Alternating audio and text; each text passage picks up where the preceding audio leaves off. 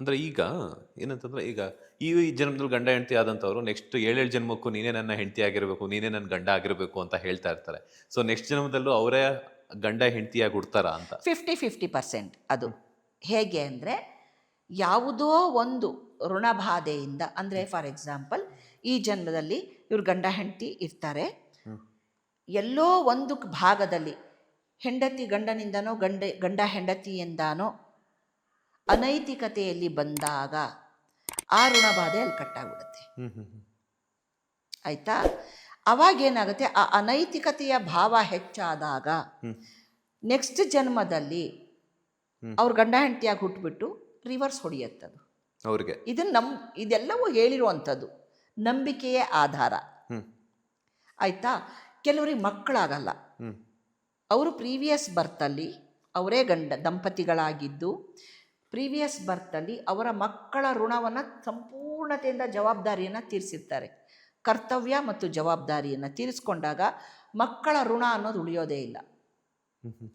ಮಕ್ಕಳ ಋಣ ಯಾವಾಗ ಉಳಿಯಲ್ಲ ಅಂತಹವರಿಗೆ ಈ ಜನ್ಮದಲ್ಲಿ ಮಕ್ಕಳಾಗಲ್ಲ.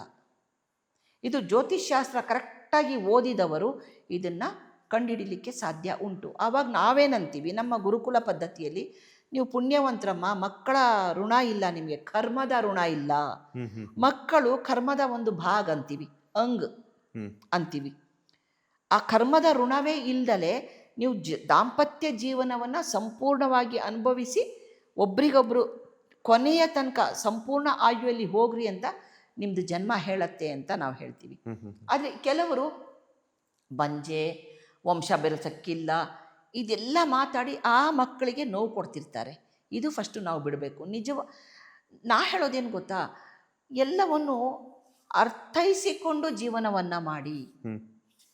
ಅದರಲ್ಲಿರೋ ಸುಖ ಇನ್ನೊಂದರಲ್ಲಿ ಇಲ್ಲ ಅಲ್ಲ. ಅರ್ಥೈಸಿಕೊಂಡು ಜೀವನವನ್ನು ಮಾಡಬೇಕು. ಮಕ್ಕಳಾಗಿಲ್ಲ ಅನ್ನೋದಕ್ಕೆ ಕಾರಣ ಏನಂದರೆ, ಪ್ರೀವಿಯಸ್ ಬರ್ತಲ್ಲಿ ಮಕ್ಕಳ ಋಣ ಅವ್ರು ಉಳಿಸ್ಕೊಂಡಿರಲ್ಲ. ಸಂಪೂರ್ಣವಾಗಿ ಆ ಮಕ್ಕಳಿಗೆ ಅವರ ಎಲ್ಲ ಜವಾಬ್ದಾರಿ ಕರ್ತವ್ಯ ನಿಭಾಯಿಸಿ ಅವ್ರಿಗೆ ದಡ ಸೇರಿಸಿ ಇವರು ತಮ್ಮ ಜೀವನವನ್ನು ಬಿಟ್ಕೊಟ್ಟಿರ್ತಾರೆ. ಆ ಜೀವನ ಫುಲ್ಫಿಲ್ ಆಗಲಿ ಅಂತ ಈ ಜನ್ಮದಲ್ಲಿ ಅವ್ರಿಗೆ ಮಕ್ಕಳ ಭಾಗ್ಯ ಇರಲ್ಲ. ಆವಾಗ ಇಲ್ಲೇನಾಗುತ್ತೆ, ಕೃತಕವಾಗಿ ಗರ್ಭಧಾರಣೆಯನ್ನು ಮಾಡಿಸಿಕೊಳ್ಳುವಂಥದ್ದು, ದತ್ತುಗೆ ತಗೊಳ್ಳೋವಂಥದ್ದು. ಆವಾಗ ಏನಾಗುತ್ತೆ, ನ್ಯೂ ಅಕೌಂಟ್ ಓಪನ್ ಆಗುತ್ತೆ ಅವರ ಕರ್ಮದ್ದು. ಇಲ್ಲಿ ಪ್ರತಿಯೊಂದಕ್ಕೂ ಕರ್ಮನೇ ಕಾರಣ, ರೂಲ್ ಮಾಡೋದು. ಲೇಟೆಸ್ಟ್ ಹಾಗೂ ಇಂಟ್ರೆಸ್ಟಿಂಗ್ ಸುದ್ದಿಗಳಿಗಾಗಿ ಬಾಸ್ ಟಿವಿ ಕನ್ನಡ ಚಾನೆಲ್ನ ಸಬ್ಸ್ಕ್ರೈಬ್ ಮಾಡಿ. ಹಾಗೆಯೇ ಬೆಲ್ ಐಕಾನ್ ಪ್ರೆಸ್ ಮಾಡಿ. ಇದರ ಜೊತೆಗೆ ಫೇಸ್ಬುಕ್, ಇನ್ಸ್ಟಾಗ್ರಾಮ್, ಎಕ್ಸ್ನಲ್ಲೂ ಮಿಸ್ ಮಾಡದೆ ಫಾಲೋ ಮಾಡಿ.